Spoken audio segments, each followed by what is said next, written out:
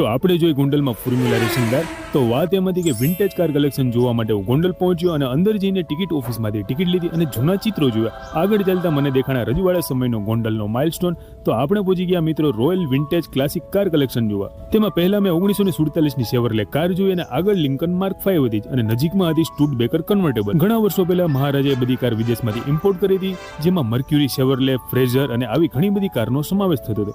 પછી મેં old school mobile, કેડલિક અને બ્યુક કન્વર્ટેબલ જોઈ. અહીં 1935ની ફોર્ડની વિન્ટેજ કાર હતી અને નજીકમાં એક મર્સિડીઝ 7 સીટર અને 1930ની ડેમલર. પછી મેં 2 રેસિંગ કમારો કાર જોઈ અને નજીકમાં મોટા એન્જિનવાળી શેવરલે. હું અહીં કામ કરતા ગાઈડ મનોજભાઈને મળ્યો. આગળ કેટલીક જૂની કાર હતી, જેમાં યુવરાજ અને મહારાજા 1964માં કાર રેસિંગ માટે ચેન્નઈ અને બેંગ્લોર ગયા હતા તે ચિત્ર જોયું.